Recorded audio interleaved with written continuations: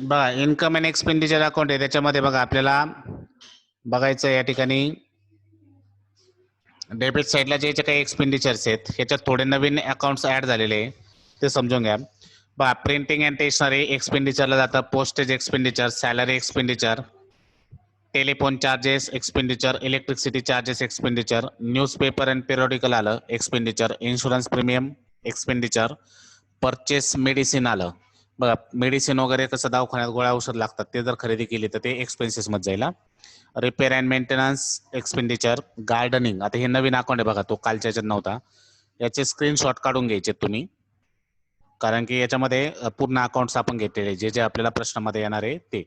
तर gardening, playground expenses, मग गार्डनिंगचा खर्च जसं एखादं हॉस्पिटल असेल, स्पोर्ट क्लब असेल, क्रिकेटच्या मैदान असतील तिथं मग ते सगळं गार्डनिंग करावं लागतं, व्यवस्थित ग्रास वगैरे कटिंग करावं लागते, त्याचा जो एक्सपेन्सेस आहे तो या ठिकाणी टाकलेला असतो. ठीक आहे. मग गार्डनिंगचा खर्च आला तर एक्सपेंडिचरला जाईल. त्यानंतर वेजेस आलं एक्सपेंडिचर, मिसलेनियस एक्सपेन्सेस आहे एक्सपेंडिचर, रिफ्रेशमेंट एक्सपेन्सेस आले, रिफ्रेशमेंट एक्सपेन्सेस एक्सपेंडिचरला जाईल. डेप्रिशिएशन ऑफ ॲसेट आलं एक्सपेंडिचर, बॅड डेट एक्सपेंडिचर. आता मॅगझिन एक्सपेन्सेस किंवा न्यूजपेपर आपण खरेदी करतो त्याचा expenditure, loss on sale of asset, convenience. आता जर्नल समजा आला तर त्याचाही खर्च कुठं जाईल, एक्सपेंडिचरला.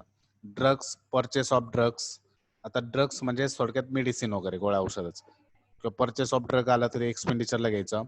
एक्सपेन्सेस ऑफ अॅन्युअल फंक्शन किंवा गॅदरिंग, एखादं वार्षिक स्नेह संमेलन भरवलं किंवा गॅदरिंग भरवली कॉलेजने त्याचा जो खर्च आता तो एक्सपेंडिचरला टाकला जातो.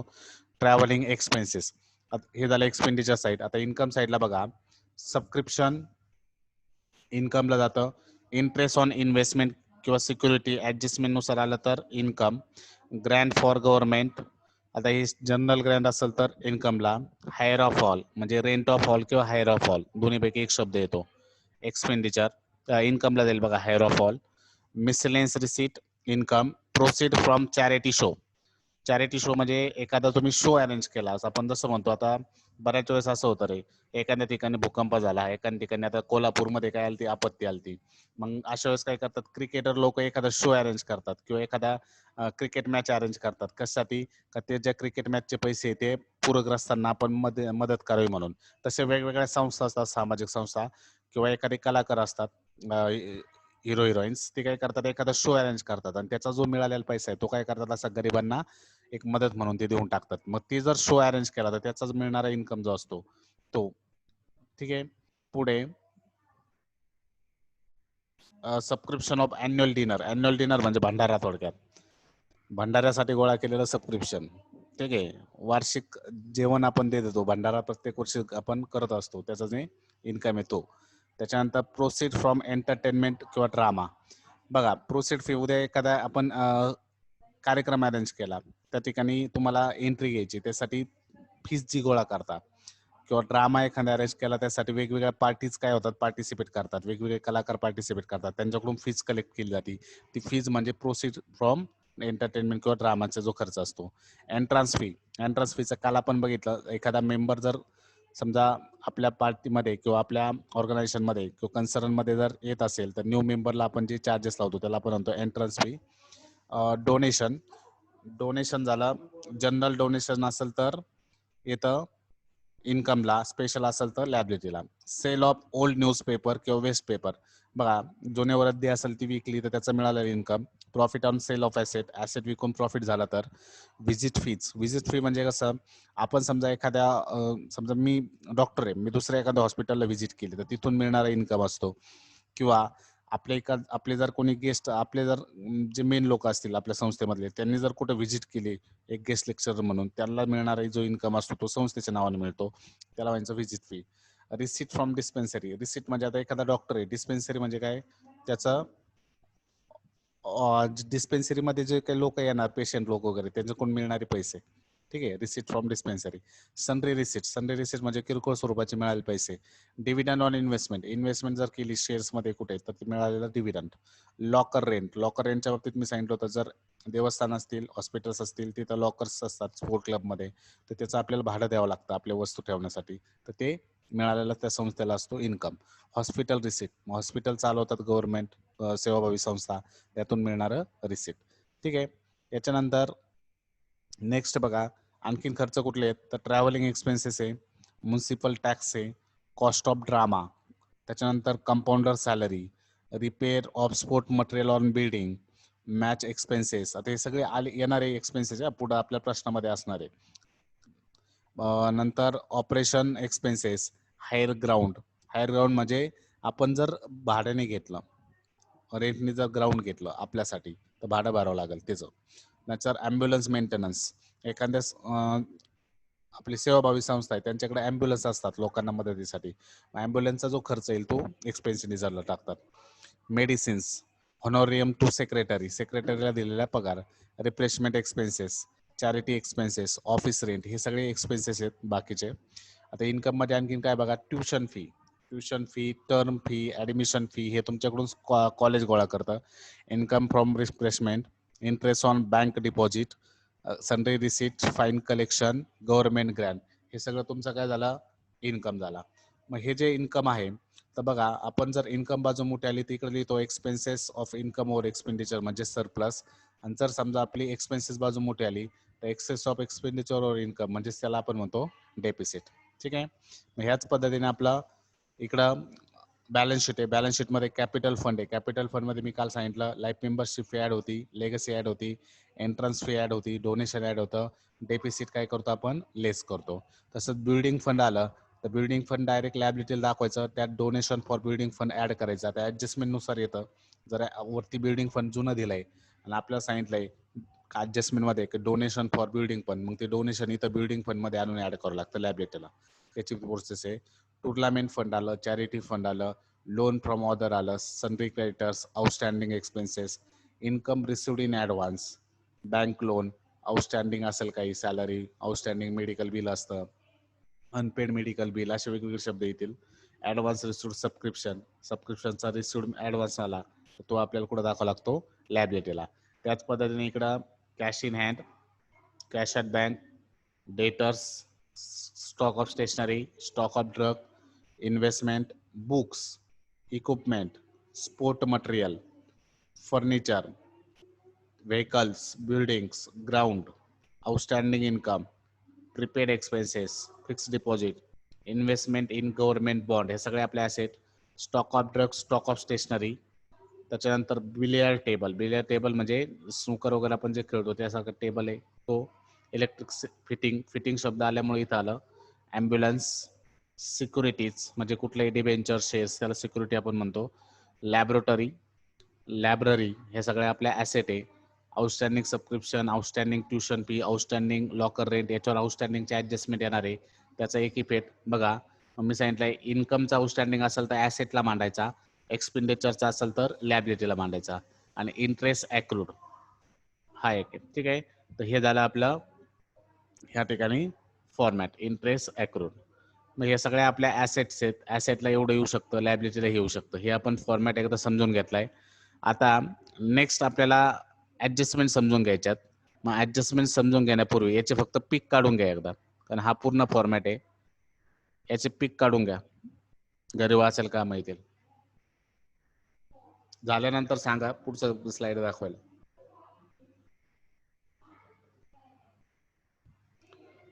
स्क्रीनशॉट काढलाय. हो सर. नेक्स्ट.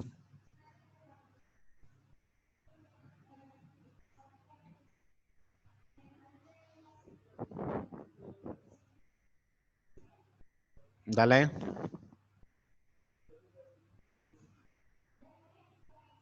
ठीक आहे. आता हे एक्सपेंडिचरचा आपण फॉर्मॅटचे स्क्रीनशॉट काढले. आता बॅलन्स शीटचा काढा. आडवा मोबाईल धरा नाही झाला तर तुमची स्क्रीन कमी जादा करा, झूम करून व्यवस्थित.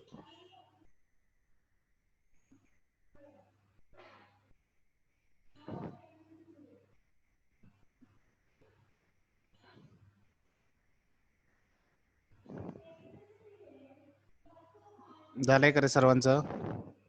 घेऊ का पुढची स्लाइड?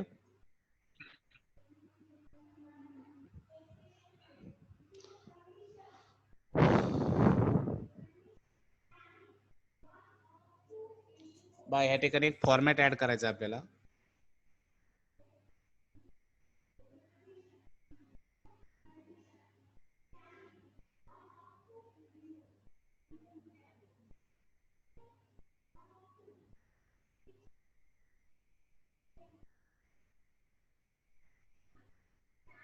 फॉर्मॅट वही मध्ये लिहून ठेवा.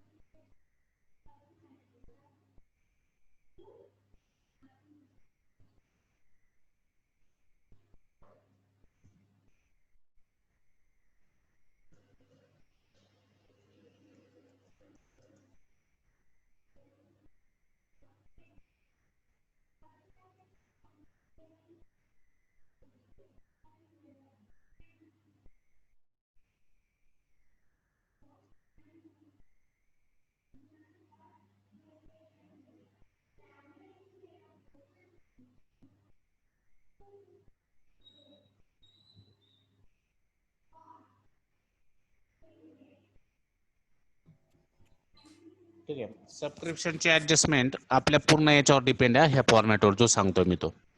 आता नेहमी लक्षात ठेवा, आउटस्टँडिंगच्या बाबतीत किंवा ऍडव्हान्सच्या बाबतीत काय करायचं, कारण मी तुम्हाला सांगितलंय सबस्क्रिप्शन हे आपल्याला दोन पद्धतीने येणार आहे. सबस्क्रिप्शन मध्ये आपल्याला मागच्या वर्षीचा पण विचार करायचा आहे किंवा कुठलीही ऍडजस्टमेंट आलं. नॉट फॉर प्रॉफिट कन्सर्न मध्ये आपल्याला 2 वर्ष खूप महत्वाचे, चालू वर्ष आणि मागचं वर्ष, त्याच्यावर सगळं आपलं काय असतं ऍडजस्टमेंट डिपेंड आहे. त्या ऍडजस्टमेंटसाठी हा फॉर्मॅट तुम्हाला भरपूर वेळेस काम येणार. त्यासाठी नीट लक्षात घ्या. करंट इयरचा आउटस्टँडिंग असू द्या, मग तो एक्सपेन्सेसचा असू द्या किंवा इन्कमचा असू द्या. ठीक आहे. करंट इयरचा आउटस्टँडिंग आलं तर काय करायचं, किंवा करंट इयरचा ऍडव्हान्स आला तर काय करायचा, हा त्याचा फर्स्ट इफेक्ट होणार. काय होणार फर्स्ट इफेक्ट मी सांगतोय बा. करंट इयरचा आउटस्टँडिंग असेल तर त्याचा पहिला इफेक्ट नेहमी काय करायचा, ऍड करायचा. ज्याचा तिथं आउटस्टँडिंग असेल तिथं काय होणार, ऍड. मग आउटस्टँडिंग हे नेहमी ऍड होतं. आउटस्टँडिंग हे नेहमी काय होणार, ऍड.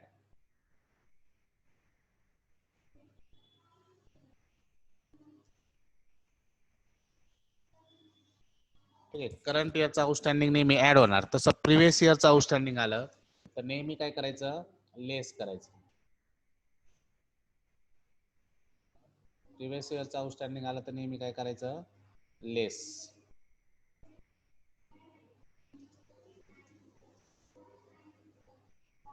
बा या दोन गोष्टी लक्षात ठेवा. आउटस्टँडिंगच्या बाबतीत तुम्हाला नेहमी करंट इयरचा आउटस्टँडिंग असेल तर तुम्ही नेहमी काय म्हणणार, ऍड.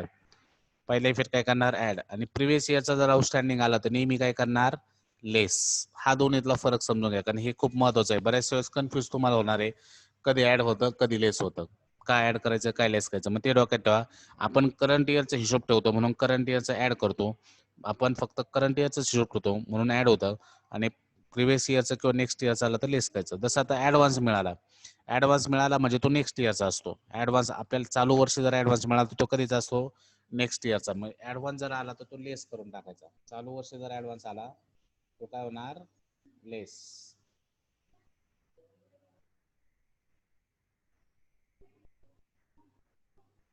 आज पीपीटी तयार करायचं राहिले त्या. आणि प्रिव्हियस इयरचा ऍडव्हान्स असेल तर तो ऍड करायचा. बघा आता हा फॉर्मॅट नीट समजून घ्या मी काय सांगतोय तो.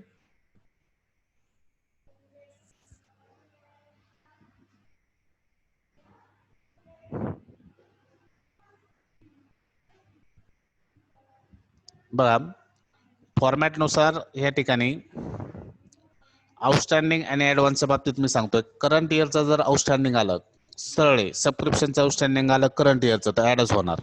सॅलरीचं आउटस्टँडिंग आलं करंट इयरचं तर ऍडच होणार. आता प्रिव्हियस इयरचं आउटस्टँडिंग असं ना तर उल्लेख करतात, आपल्याला माहिती सांगतात प्रश्नामध्ये की प्रिव्हियस इयरचे. मग प्रिव्हियस इयरचं आउटस्टँडिंग आलं तर नेहमी काय होणार, लेस. नेहमी काय होणार, लेस. तसं ऍडव्हान्सच्या बाबतीत बघा, करंट इयरचा ऍडव्हान्स लेस करायचा आणि प्रिव्हियस इयरचा जर ऍडव्हान्स असेल तर ऍड करायचा. म्हणजे आता प्रिव्हियस इयरचा ऍडव्हान्स म्हणजे काय ते समजून घ्या. बघा समजा 2018ला मला 5,000 रुपये मिळाले ऍडव्हान्स म्हणून, पण कधीचे पैसे मिळाले ते 2019चे. मग 2019ला जर मिळालो तर 2019ला मी काय करणार, ते मागच्या वर्षी जे 2018ला मिळालेले पैसे होते 5,000 रुपये, ते मी 2019 मध्ये इथं ऍड करणार. म्हणजे प्रिव्हियस इयरला जर मला ऍडव्हान्स मध्ये पैसे मिळालेले असतील नेक्स्ट इयरचे, तर नेक्स्ट इयर ज्यावेळेस येईल त्यावेळेस ते पैसे, जुने पैसे काय करावं लागतात आपल्याला इथं ऍड करावं लागतात. म्हणून मी इथं दाखवलंय सिंपल फॉर्मॅट. लक्षात ठेवा, करंट इयरच्या बाबतीत आउटस्टँडिंग ऍड होतं, ऍडव्हान्स लेस होतो. तसं प्रिव्हियस इयरच्या बाबतीत आउटस्टँडिंग लेस होतं, ऍडव्हान्स ऍड होतो. मग आता इथं तुम्हाला कन्फ्युजन निर्माण होऊ शकतं, कधी ऍड कधी लेस. फक्त तुम्ही एकच लक्षात ठेवायचं, करंट इयरचं काय होतं हे डोक्यात ठेवा, त्याच्याहून प्रिव्हियस इयरचं उलट करून टाकायचं.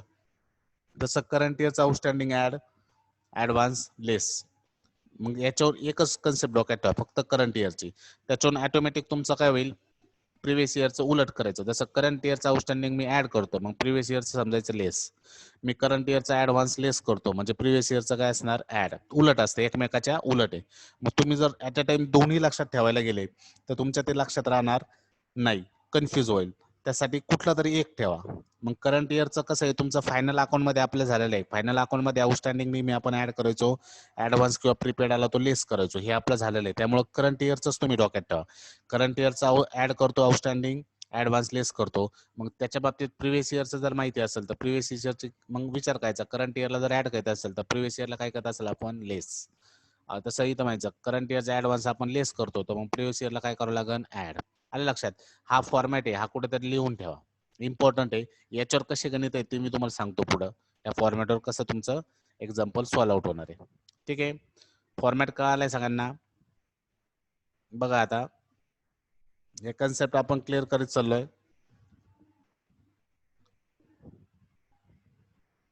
आता आपल्याला याचं ऍडजस्टमेंट मध्ये किंवा आता ह्या फॉर्मॅटवर निम्मे ऍडजस्टमेंट कसे सॉल्व्ह होतात ते आपण बघूया.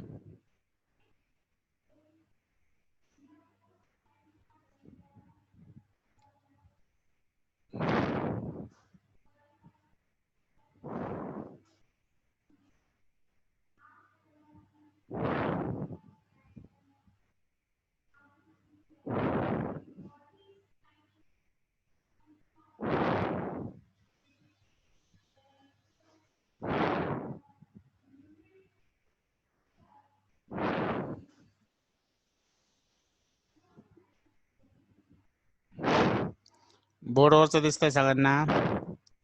फॉर्मॅट लिहून घेतलाय.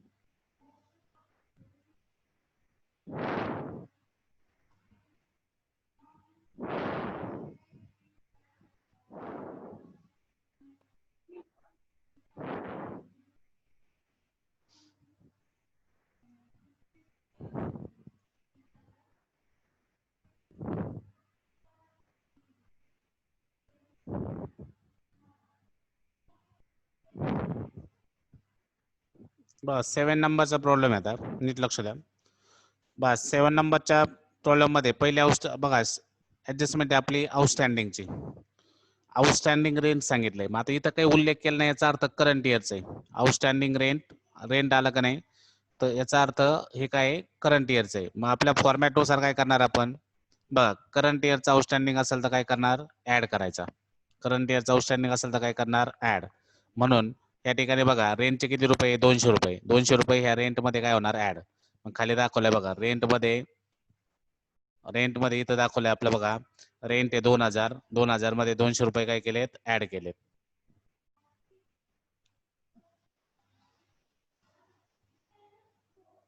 या ठिकाणी 2000 रुपये मध्ये 200 ऍड केले. आता या एक्सपेंडिचरचा आउटस्टँडिंग का नाही, आउटस्टँडिंगचा सेकंड इफेक्ट कुठे झाला पाहिजे, लॅबिलिटीला. आउटस्टँडिंगचा सेकंड इफेक्ट कुठे झाला पाहिजे, लॅबिलिटीला. एक्सपेंडिचरचा आउटस्टँडिंग असेल तर लॅबिलिटीला मांडा, इन्कमचा असेल तर ऍसेटला. मग आता याचे सेकंड इफेक्ट पण डोक्यात ठेवा, तो पण फॉर्मॅट लगेच घ्या, म्हणजे तुमचा क्लिअर होऊन जाईल.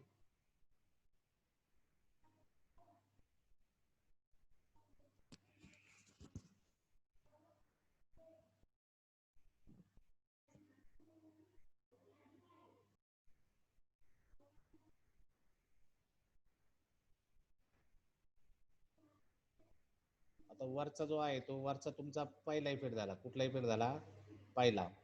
जर आउटस्टँडिंगचा असेल, मग कुठलाही आउटस्टँडिंग असू द्या, तो नेहमी ऍड होणार. हा पहिला इफेक्ट.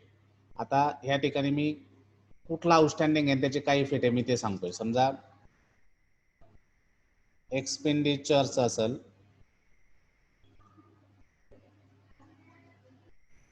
एक्सपेंडिचरचा आउटस्टँडिंग असेल तर बघा त्याचा दुसरा जातो इफेक्ट लायबिलिटीला. आणि जर इन्कमचा आउटस्टँडिंग असेल, इन्कमचा आउटस्टँडिंग असेल तर त्याचा दुसरा इफेक्ट जातो ऍसेटला. आता या ठिकाणी नीट लक्षात ठेवा मी काय सांगतोय बघा रे. आउटस्टँडिंग आला तर नेहमी आउटस्टँडिंग ऍड होतं. मग आउटस्टँडिंग पाहायचा, जर एक्सपेंडिचरचा आउटस्टँडिंग असेल तर इफेक्ट कुठे जाणार, लॅबिलिटीला. इन्कमचा आउटस्टँडिंग असेल तर इफेक्ट कुठे जाणार, ऍसेटला. दुसरा इफेक्ट. आता हे जे मी खाली दिलाय दुसरा टेबल हा तुमचा काय आहे, सेकंड इफेक्टचा आहे. सेकंड इफेक्ट कुठे जाणार, तर सेकंड इफेक्ट साठी मी हा फॉर्मॅट बनवलाय. हा लिहून घ्या तुम्ही सगळे. बघा आउटस्टँडिंग आला तर नेहमी काय होतं, ऍड. ठीक आहे, करंट इयरचा आउटस्टँडिंग आलं तर ऍड होणार. मग एक्सपेंडिचरचा आउटस्टँडिंग असेल तर कुठं मांडायचं, लॅबिलिटीला. जर इन्कमचा आउटस्टँडिंग असेल तर दुसरा इफेक्ट कुठं मांडायचा, ऍसेटला. हे सेकंड इफेक्ट सांगितले. आता ऍडव्हान्सच्या बाबतीत कसं असतं बघा, जर एक्सपेंडिचरचा ऍडव्हान्स आला तर तो ऍसेटला जातो. सेकंड इफेक्ट कुठं जाणार, ऍसेटला. जसं बघा आता ऍडव्हान्स आला तर आपण लेस करणार. मी करंट इयर विषयी सांगतोय. ऍडव्हान्स आला तर आपण काय करणार, लेस. मग त्याचा सेकंड इफेक्ट कुठं जायला पाहिजे, एक्सपेंडिचरचा असेल तर ऍसेटला जायला पाहिजे. आणि जर इन्कमचा असेल तर कुठे जायला पाहिजे, लायबिलिटीजला. हे पक्क डोक्यात ठेवा. ह्या फॉर्मॅट खूप महत्वाचा आहे. हा माझा पहिला इफेक्ट आहे, हा माझा सेकंड इफेक्ट आहे. मग तुम्ही फक्त फॉर्मॅट नुसार चालायचं. तुम्ही पाहायचं करंट इयरचा आउटस्टँडिंग असेल तर तुम्ही पहिला इफेक्ट सरळ ऍड करा. मग एक्सपेंडिचर असेल तर एक्सपेंडिचर मध्ये ऍड करा. इन्कम असेल तर इन्कम मध्ये ऍड करा. हा झाला तुमचा पहिला इफेक्ट. दुसरा इफेक्ट काय विचार करायचा, जर तुम्ही एक्सपेंडिचर मध्ये ऍड करत असेल तर दुसरा इफेक्ट तुम्हाला लॅबिलिटीला करावं लागेल, कारण की आउटस्टँडिंग आहे. जर तुमचा इन्कम असेल तर दुसरा इफेक्ट तुम्हाला कुठं करावं लागेल, ऍसेटला करावं लागेल. हेच तुम्ही ऍडव्हान्सच्या बाबतीत घ्या. ऍडव्हान्स असेल तर तुम्ही काय करता, लेस. करंट इयरचा ऍडव्हान्स असेल तर काय करणार, लेस. मग एक्सपेंडिचरचा असेल ऍडव्हान्स तर तुम्ही तो कुठं मानणार, ऍसेटला, सेकंड इफेक्ट. आणि जर समजा इन्कमचा ऍडव्हान्स असेल तर तुम्ही सेकंड इफेक्ट कुठं मानणार, लॅबिलिटीला. मग हे सगळं तुमच्या त्या फॉर्मॅटवर चालतं. मग आता ह्या फॉर्मॅटनुसार जर आपण बघितलं तर इथं आपल्याला आउटस्टँडिंग रेंट आलं होतं. आउटस्टँडिंग रेंट होतं 200. मग हे करंट इयरचा आउटस्टँडिंग आहे. म्हणून मी फॉर्मॅटनुसार काय करणार बघा, करंट इयरचा आउटस्टँडिंग असल्यामुळे मी रेंटमध्ये ऍड करणार. आणि रेंट हा एक्सपेंडिचरला असतो, म्हणून सेकंड इफेक्ट कुठं जाणार त्याचा, लॅबिलिटीला. अशा पद्धतीने तुम्हाला ते मिनिंग वाईज ते लक्षात ठेवा. मग तो फॉर्मॅट तुम्हाला खूप महत्वाचा आहे. आता बघा इथं सबस्क्रिप्शनचं बघूया. Subscription include 1000. सबस्क्रिप्शन इन्क्लूड किती आहे, 1000 as a subscription received in advance and subscription outstanding current year 500. आता इथं दोन्ही आलाय. चालू वर्षाचा ऍडव्हान्स मिळालाय 1000 रुपये. Subscription include 1000 as a subscription received in advance. मग आता करंट इयरचा ऍडव्हान्स आहे 1000 आणि सबस्क्रिप्शन करंट इयरचा आउटस्टँडिंग आहे 500. मग आता आपण ऍडव्हान्सच्या बाबतीत बघू. ऍडव्हान्सच्या बाबतीत समजा 1000 रुपये ऍडव्हान्स मिळाला करंट इयरचा. मग मी फॉर्मॅटनुसार काय करणार रे, करंट इयरचा जर ऍडव्हान्स असेल तर मी तो लेस करणार. सबस्क्रिप्शन मधून काय करायचे, 1000 रुपये लेस करायचे. हे झाला पहिला इफेक्ट. दुसरा इफेक्ट बघा, सबस्क्रिप्शन कुठं असतं? इन्कमला. दुसरा इफेक्ट कुठं असतो? सबस्क्रिप्शन कुठं असतं? इन्कमला. मग इन्कमला असल्यामुळं इन्कमचा दुसरा इफेक्ट कुठं जातो? ऍडव्हान्सचा लॅबिलिटीला. असं प्लॅनिंग करा. इन्कमचा ऍडव्हान्स आला तर कुठं मांडायचं? लॅबिलिटीला. मग ऍडव्हान्स कुणाचा आहे त्यानुसार त्याचा इफेक्ट लक्षात ठेवा. मग आता सबस्क्रिप्शनच्या बाबतीत क्लिअर झालं. सबस्क्रिप्शनचा ऍडव्हान्स असल्यामुळे आपण लेस करणार. करंट इयरचा ऍडव्हान्स असल्यामुळे लेस आणि इन्कमचा असल्यामुळे तो कुठे घेणार? आपण लॅबिलिटीला घेणार. ते आपण या ठिकाणी काय करणार? दाखवणार आहे. ठीक आहे. मग आता पुढे बघा, आउटस्टँडिंग आहे. सबस्क्रिप्शनचा आउटस्टँडिंग आला 500. मग मी या फॉर्मॅटनुसार कसं करणार? करंट इयरचा आउटस्टँडिंग आहे म्हणून सबस्क्रिप्शन मध्ये ऍड करायचं ₹500. मग आता इन्कमचा आउटस्टँडिंग का नाही? मग इन्कमचा आउटस्टँडिंग कुठे जातो? ऍसेटला. म्हणून सेकंड इफेक्ट मांडायचा ऍसेटला. मग सबस्क्रिप्शनचा आउटस्टँडिंग आल्यामुळं पहिला इफेक्ट काय होणार? आउटस्टँडिंग असल्यामुळं ऍड आणि दुसरा इफेक्ट इन्कमचा असल्यामुळे कुठे जाणार? ऍसेटला जाणार. तर हा हे तुम्हाला फॉर्मॅट त्या ठिकाणी काय करणार आहे? मदत करणार आहे. ठीक आहे. हे झालं या प्रॉब्लेम बद्दल.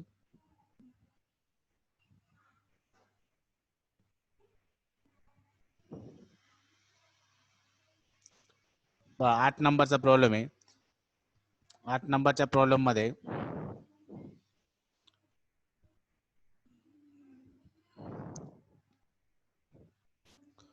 बघा, आता या ठिकाणी पहिले रिसिप्ट ऍरियर. रिसिप्ट म्हणजे काय? इन्कम. रिसिप्ट म्हणजे इन्कम. ऍरियर व्हिजिट फी 2000 आणि डिस्पेन्सरी 500. व्हिजिट फीचे ₹2000 आणि डिस्पेन्सरीचे ₹500 ऍरियर आहे, म्हणजेच आउटस्टँडिंग इन्कम झाला. ऍरियर म्हणजेच काय? आउटस्टँडिंग. मग व्हिजिट फी वरती आलेलं आहे बघा इथं. मग व्हिजिट फी जाणार आहे इन्कमला.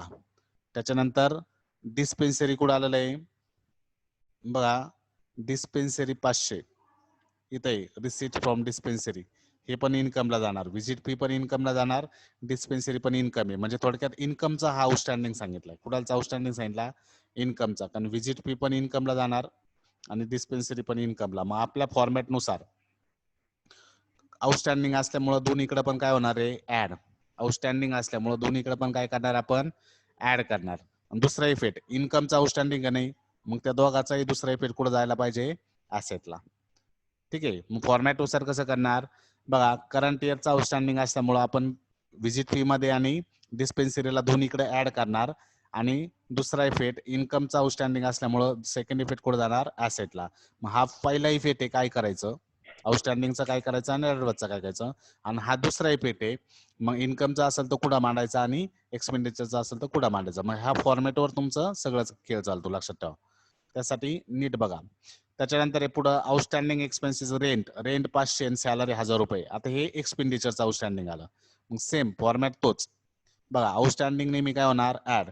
मग आता हे एक्सपेंडिचरला ऍड होणार. मग एक्सपेंडिचरचं आउटस्टँडिंग असेल तर दुसरा इफेक्ट कुठं मांडायचा? कशावर राखू राहिली? काय बघ, ए, काय झालं दळे? बा, मग एक्सपेंडिचरचं आउटस्टँडिंग असेल तर काय करायचं रे? लॅबिलिटीला जाणार. सेकंड इफेक्ट कुठे जाणार? लॅबिलिटीला. मग अशी इन्कमचा होता म्हणून सेकंड इफेक्ट ऍसेटला गेला.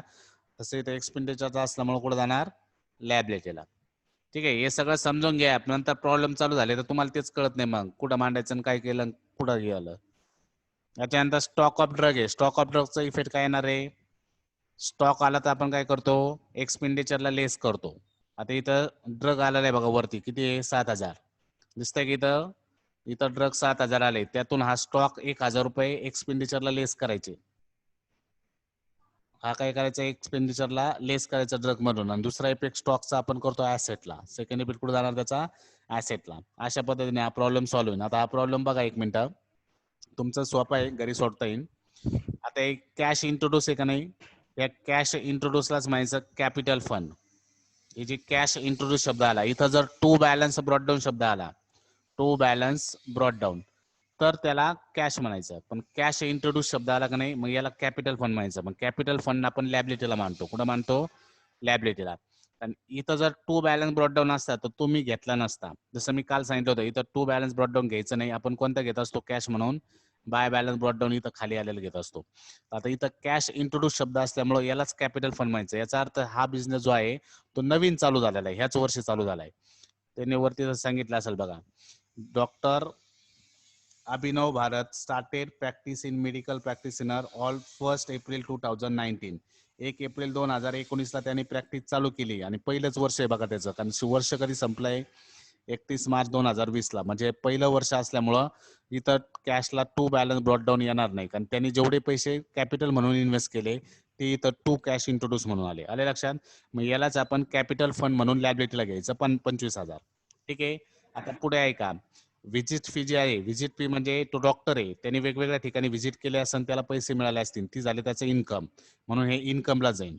व्हिजिट फीवर इथं आउटस्टँडिंगची ऍडजस्टमेंट आलेली खाली बघा 1 नंबरची. व्हिजिट फी मध्ये ऍड करून सेकंड इफेक्ट कुठं करायचा, आता इन्कमचा असल्यामुळं सेकंड इफेक्ट ऍसेटला जाणार आहे. रिसिट फ्रॉम डिस्पेन्सरी, त्यांनी त्याचा ऑफिस चालू केला असेल, त्या ऑफिसमध्ये त्याचा जो काही इन्कम झाला असेल त्याचा दवाखान्यामध्ये डिस्पेन्सरीमध्ये, तो पण इन्कमला जाणार. तो पण कुठं जाणार, इन्कमला. मग इन्कमला गेल्यानंतर त्याचा जो काही मिळालेला इन्कम आहे तो आपण इन्कमला दाखवतो. इन्कमला दाखवल्यानंतर बघा, गौरी गवळी साऊंड बंद कर, नाही तर लेफ्ट करून टाकेन तुला. अजून कोणाच चालू आहे, शहाणपणा करायचंच नाही ना मध्ये, कशाला हात लावी तर त्याला मॉक्कर घेणं नाही देणं. बघा रे, रिसिट एंड डिस्पेन्सरी इन्कमला मांडा, त्याच्यात खाली आउटस्टँडिंग आलेलं आहे बघा, डिस्पेन्सरीचा 500 रुपये. मग आउटस्टँडिंग ऍड करा इन्कमला, आणि इन्कमचा आउटस्टँडिंग जातो ऍसेटला. ठीक आहे.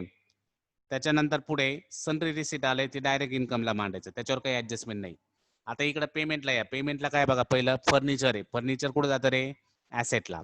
मग फर्निचरवर म्हणजे इक्विपमेंट बघा, इक्विपमेंट पण ऍसेटला जाईल. मग खाली 4 नंबरची ऍडजस्टमेंट आलेली बघा, काय 4 नंबरची ऍडजस्टमेंट, डेप्रिसिएट फर्निचर. झूम करून पहा, तुम्हाला जर मोबाईल मध्ये दिसत नसेल तर झूम करा स्क्रीन, तेव्हा दिसल तुम्हाला. ठीक आहे. बघा, शेवटची 4 नंबरची ऍडजस्टमेंट आहे डिप्रिसिएशन फर्निचरची आणि इक्विपमेंटची. मग डिप्रिसिएशनचे 2 इफेक्ट काय करतो रे आपण, एक इफेक्ट ऍसेटला डिप्रिसिएशन म्हणून लेस करायचं, आणि सेकंड इफेक्ट मांडायचा P&Lच्या डेबिटला, म्हणजे आता एक्सपेंडिचरला मांडायचा. कुठं मांडायचा, एक्सपेंडिचरला. मग आता फर्निचर आणि इक्विपमेंट ऍसेटला मांडा, त्यातून डिप्रिसिएशन मायनस करून सेकंड इफेक्ट कुठं घेणार, ऍसेटला. तर ऍसेटला मायनस करून सेकंड इफेक्ट P&Lच्या डेबिटला, म्हणजे एक्सपेंडिचरला घ्या. आता इथं ड्रग्स आलाय बघा, ड्रग्स मांडायचं एक्सपेंडिचरला, ड्रग्स कुठं जातं, एक्सपेंडिचरला. मग ड्रग्स वर खाली 3 नंबरची ऍडजस्टमेंट आहे स्टॉक ऑफ ड्रग्सची. स्टॉक ऑफ स्टेशनरीची फायनलला आपण ऍडजस्टमेंट सोडवलेली आहे फायनल अकाउंट मध्ये. सेम तसं करायचं, ड्रग्स घ्यायचं इनरला एक्सपेंडिचरला, त्यातून लेस क्लोजिंग स्टॉक म्हणायचं. काय म्हणायचं, लेस क्लोजिंग स्टॉक. किती सांगितलंय 3 नंबरच्या ऍडजस्टमेंट मध्ये, स्टॉक 1000 रुपये सांगितलाय, 1000 रुपये क्लोजिंग स्टॉक म्हणून लेस करा. सेकंड इफेक्ट स्टॉकचा सेकंड इफेक्ट आपण कुठं करत असतो, ऍसेटला. मग या ड्रग्स मधून 1000 रुपये लेस करायचे, सेकंड इफेक्ट ऍसेटला करा. त्यानंतर आले सॅलरी बघा, काय आलंय, सॅलरी. सॅलरीचा इफेक्ट काय येणार, आता सॅलरी आणि रेंट दोघांवर आउटस्टँडिंग आहे. मग आता दोघांवर आउटस्टँडिंग ऍड होणार, एक्सपेंडिचरला मांडायचं, दोघांवर आउटस्टँडिंग काय होणार, ऍड. आणि एक्सपेंडिचरचा आउटस्टँडिंग कुठे जातो, लॅबिलिटीला. मग सेकंड इफेक्ट लॅबिलिटीला करायचा. तो फॉर्मॅट समोर ठेवा, त्याच्यानुसार व्यवस्थित मांडा. त्याच्यानंतर कन्व्हिनियन्स आहे, ते जातं एक्सपेंडिचरला, स्टेशनरी एक्सपेंडिचरला, इलेक्ट्रिसिटी चार्ज एक्सपेंडिचरला, जर्नल सुद्धा एक्सपेंडिचरला जातं.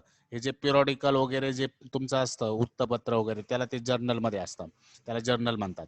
त्याच्यानंतर ड्रॉइंग्स. आता ड्रॉइंग्स म्हणजे हे काय झालं रे, ड्रॉइंग्स काय करायचो फायनल अकाउंटला आपण नेहमी, कॅपिटल फंड मधून कॅपिटल मधून काय करायचो, लेस करायचो. मग इथं वरती कॅश इंट्रोड्यूस, म्हणजे तुम्हाला कॅपिटल दिलेलं आहे का नाही 25,000, मग हे कॅश इंट्रोड्यूस कॅपिटल फंड म्हणून पहिले लॅबिलिटीला घ्या 25,000, त्यातून हे ड्रॉइंग जे 15,000 रुपये, हे 15,000 ड्रॉइंग त्या ठिकाणी काय करायचे, लेस करायचे. पुढं लॅबिलिटीला कॅपिटल फंड मधून. हे जे ड्रॉइंग आलंय त्याचा इफेक्ट कुठे जाईल, लॅबिलिटीला कॅपिटल फंड 25,000 मधून लेस. आणि हे जे बाय बॅलन्स कॅरेट डाऊन आलं, याला कॅश म्हणा आणि हे ऍसेटला मांडा. हे बाय बॅलन्स कॅरेट डाऊन आहे, त्याला कॅश इन हँड म्हणायचं आणि कुठं मांडायचं, ऍसेटला. असा सोपा प्रॉब्लेम आहे, घरी सोडवा, जमन तुम्हाला. ऍडजस्टमेंट आपल्या ज्या फायनल अकाउंटच्या होत्या त्याच आहेत, वेगळ्या काही ऍडजस्टमेंट नाही. बघा, पहिलं आहे इन्कमचं आउटस्टँडिंग, म्हणून इन्कमला ऍड करा, दुसरं इफेक्ट ऍसेटला जाईल. दुसरी ऍडजस्टमेंट आहे एक्सपेंडिचरचं आउटस्टँडिंग, एक्सपेंडिचर मध्ये ऍड करून सेकंड इफेक्ट लॅबिलिटीला मांडा. तिसरा आहे स्टॉक ऑफ ड्रगचा, तर एक्सपेंडिचरला ड्रग मधून लेस करा, सेकंड इफेक्ट ऍसेटला मांडायचा क्लोजिंग स्टॉक ऑफ ड्रग म्हणून. चौथी ऍडजस्टमेंट डिप्रिशिएशनची फर्निचर आणि इक्विपमेंटवर, ऍसेटला डिप्रिशिएशन म्हणून लेस करा, आणि सेकंड इफेक्ट एक्सपेंडिचरला मांडा टू डेप्रिसिएशन म्हणून. ठीक आहे. आता हे जे कॅश इंट्रोड्यूस